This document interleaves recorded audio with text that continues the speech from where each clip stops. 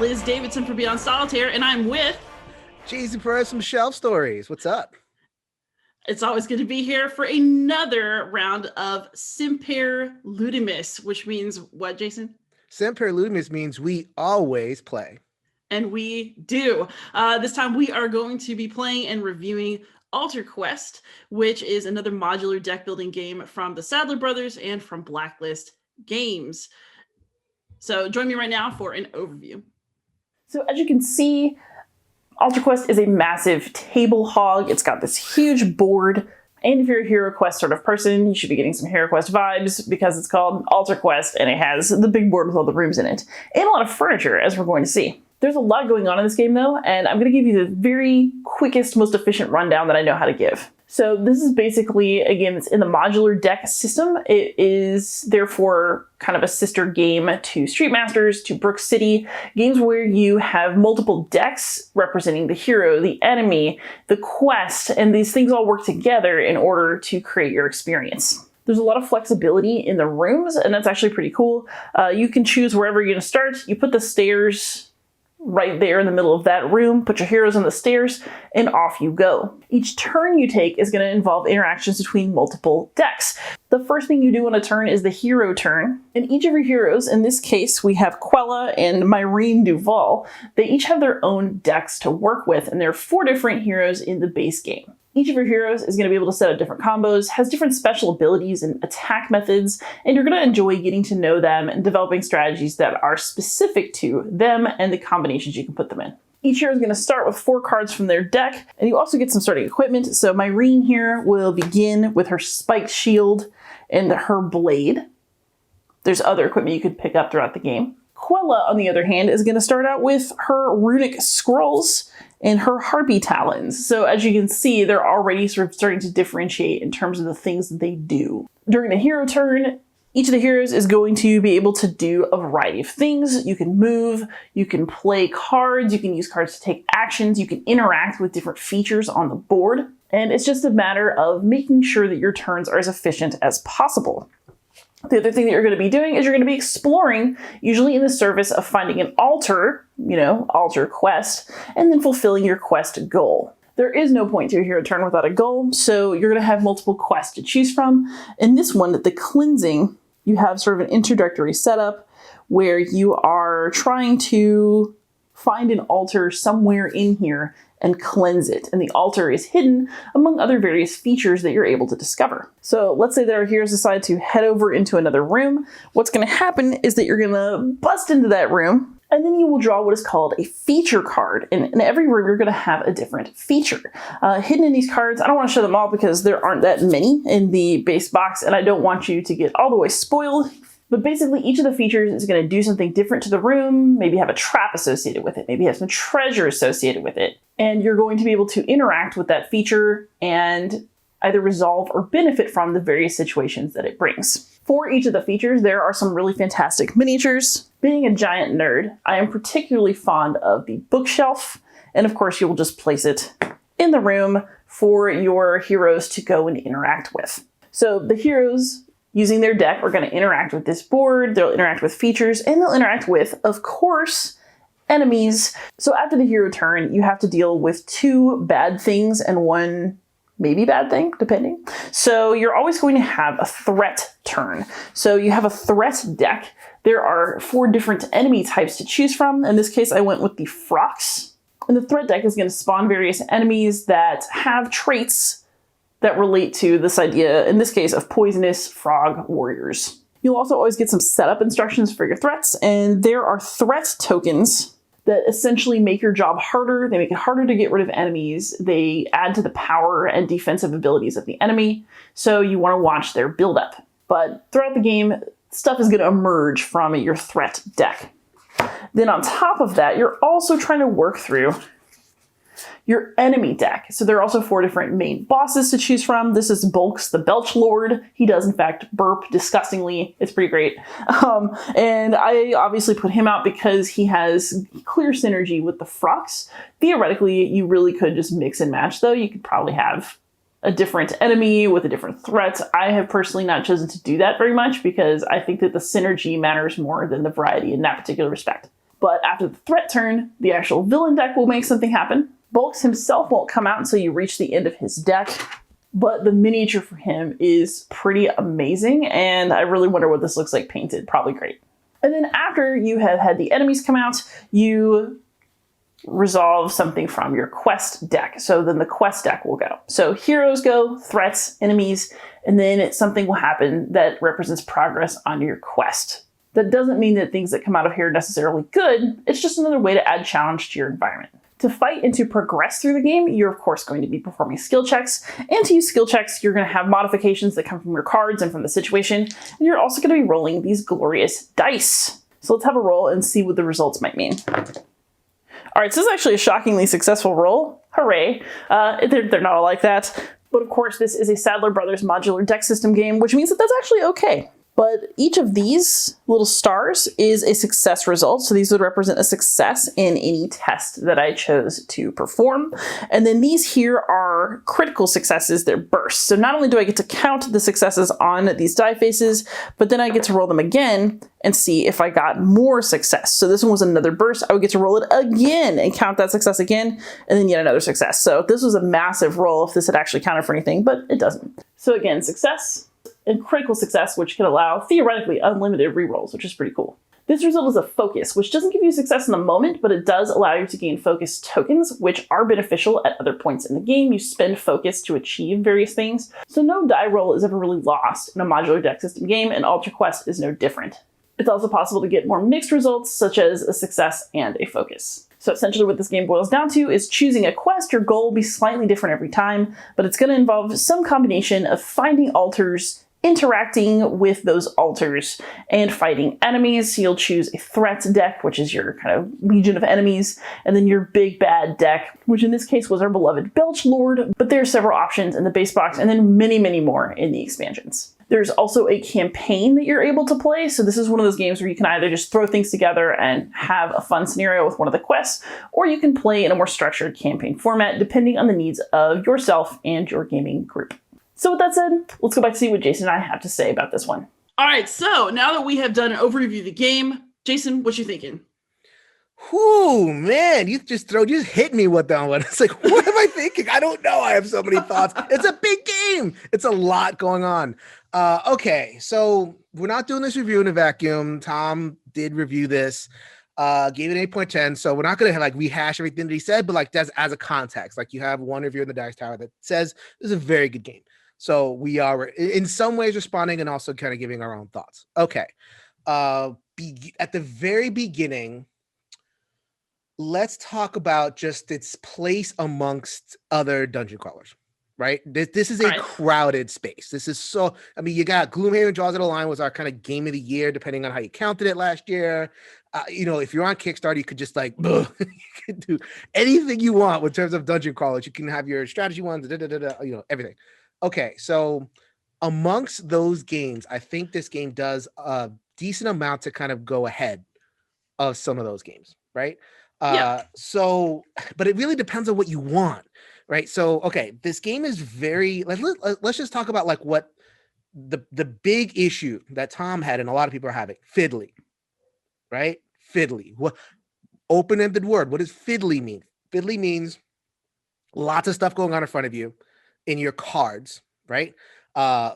Decent amount of stuff going on the board.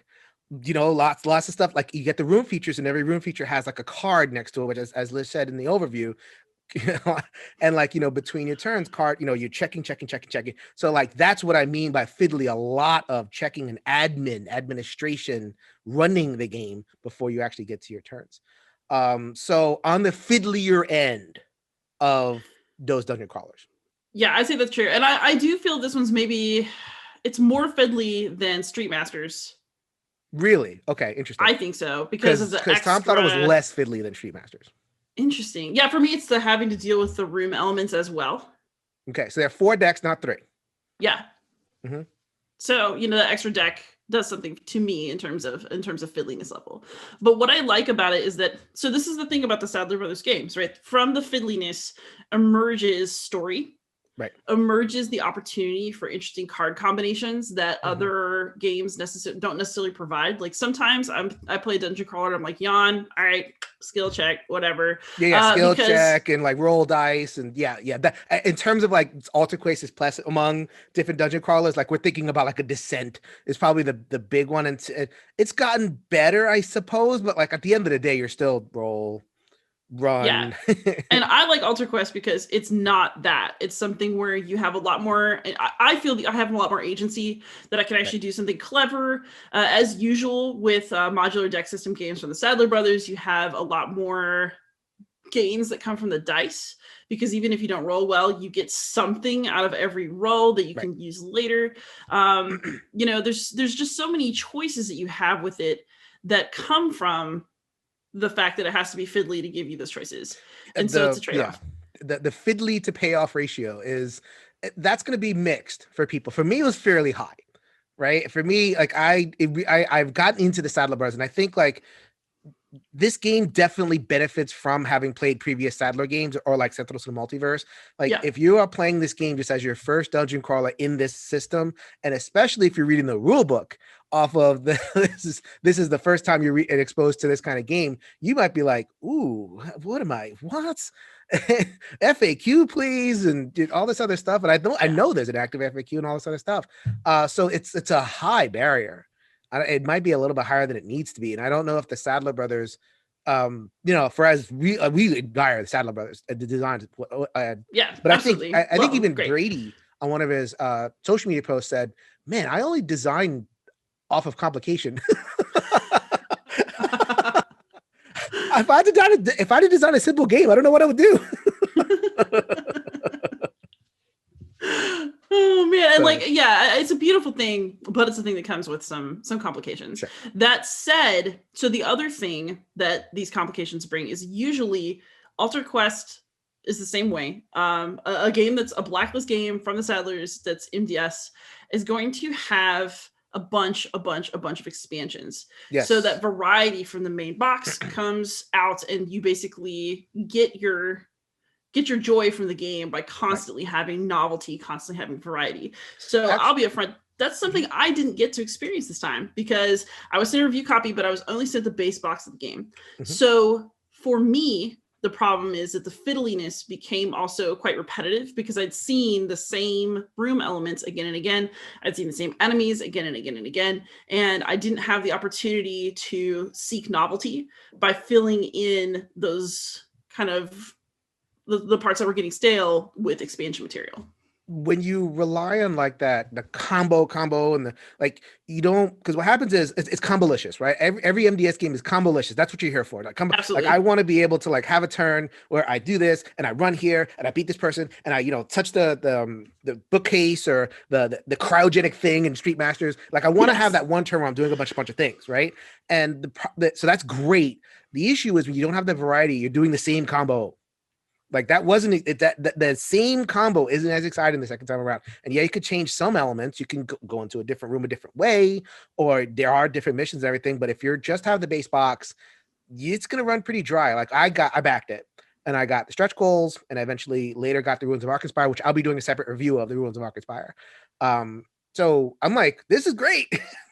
Wow, I didn't know there was a pile of garbage, or whatever different things are there. And I found that, and I'll say something about this in a little bit about the sense of adventure and like discovery, which I think is the best part of the game. But I can only imagine your experience where like that got diminished very, very quickly for you because you ran through most of the stuff. Yeah, so it's the complication of the game is also something where you really have to either embrace it and have everything, or maybe you want to embrace something else. I think that, I've totally complained about the size of the boxes. Like for my Street Master boxes take up like so much real estate on my gaming shelves, but it is from having all that variety. Street Masters is an amazing game for that for me. And I think that not having the full slate of options for AlterQuest really hurt it for me and my experience of it. Right. And I think Tom mentioned that. Like, I mean, he did say like that he got the stretch goal thing, but he would have had as good a time. So I think that you're definitely kind of like, in the ballpark there. Yeah. Okay, so drilling down a little bit. So like the sense, I know it was limited because of the variability, but like just in terms of the room to room exploration, right? You know, the Yeah. kick down the door. I got a lot of songs in my head that I'm going to refrain from singing right now. Anyway, so like you're kicking the door down and like something new happens. Like, how did you feel about that? Overall, I liked it. I only didn't like it when I started running into the same things over and over again. This is one of those games that's also really interesting. It kind of depends on how well you're doing already. If the enemies are starting to kind of pile up, sometimes it actually makes the game more interesting because it makes you have to play strategically. But there's a sort of a balance, right? If you go into a room and you handle the obstacle and you handle any new enemies that pop up too fast, it's almost not fun enough. Which happens a lot, which can be, if you're good at this, you will smoke this and you will be looking for buttons to, amp up the difficulty. Right. But if you let things get out of control, then it becomes really stressful. So there's like a really fine line in that for me. Overall, I did like it. I mean, it's got really kind of nostalgic vibes, it's really fun to put the furniture in the room and build up even though it's the same set of rooms every time and they're in a different location, you don't really know exactly what you're walking into. And I did enjoy that aspect, and I did like that there's several different enemy factions and enemy leaders to mess with. There's some mixing and matching going on there, so you can adjust who you're confronting. It's just would be better with variety, right? Even more variety. The heroes are good, standard MDS fail. I think they've made some tweaks, but if you've played an MDS game before, or like even like Marvel Champions, like, like there's a lot of these games that give you like a card full of hero or like that doesn't make any sense. But like, a hero full of cards, I guess. So sure, why not? There's a lot of games that do that. And like this game stands with that. So it's like that experience in and of itself is available elsewhere. And the missions themselves, like, there's nothing really exciting about like the story. It's a standard, like get you from A to B to C story. So like there's a lot of like, okay, we are doing a lot of what you've experienced before, except for the rooms. For me, that's where this game really stands apart, is the rooms. Like because I had the variety, but just like in terms of just an imaginative headspace, if I'm playing with somebody new, I'm introducing somebody new to this, and I'm like, what's behind the door? It's boom, done. And like, there's like a, something there. Right. It can be a little too much. Like, there doesn't need to be a piece of furniture in every single room. Like, I would have enjoyed an empty room, or I would have enjoyed a room with just monsters, or, like it didn't need to be a furniture piece, which I wouldn't have minded, but the furniture came with a card that I had to read.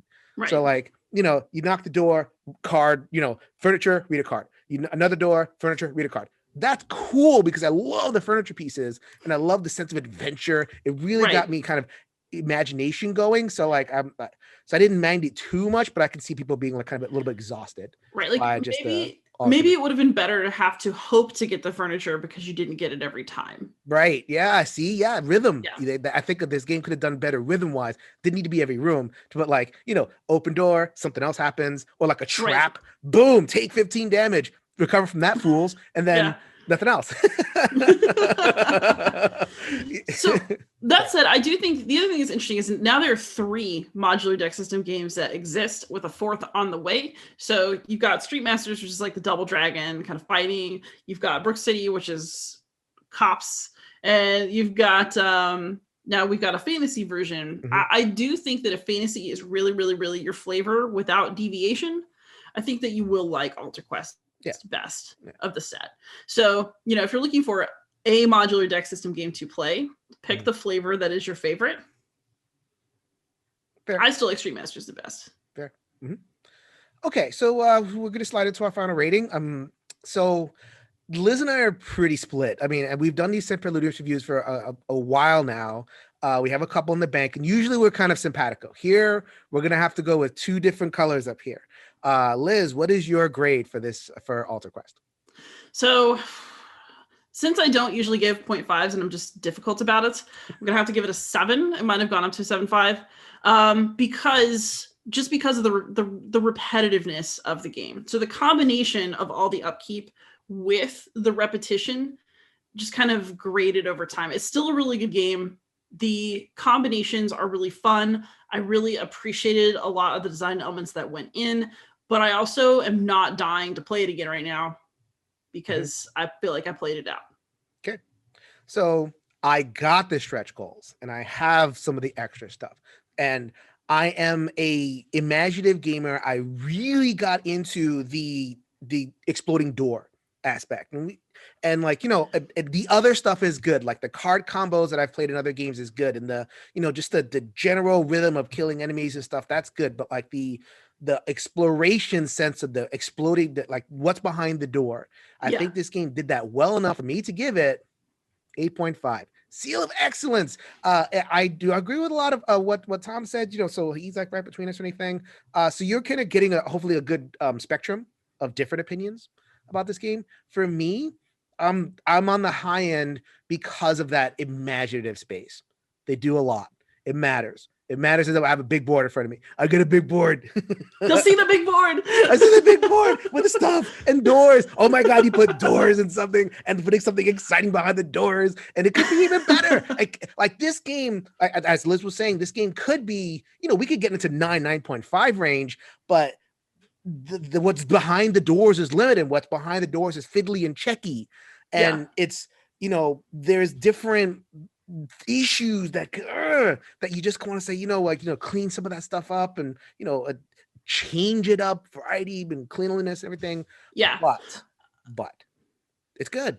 Yeah, I would say with the Sadlers, you're always riding that razor's edge of greatness, and it's just which way is it going to tip? Good. It's a pretty interesting. Yeah, it's an interesting way to put it.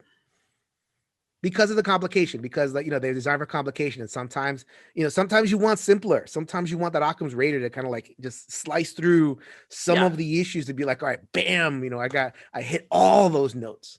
That said, I backed Hour of Need with my own money, so I will get all the stretch goals. So I'm looking forward to returning to see how the fourth final MDS game will be. For now. All right, so I guess that's all we have to say about it. But thank you everyone for watching. We love it when you come and enjoy an episode of Semper Ludimus with us. Happy gaming, everybody. Hey, everybody.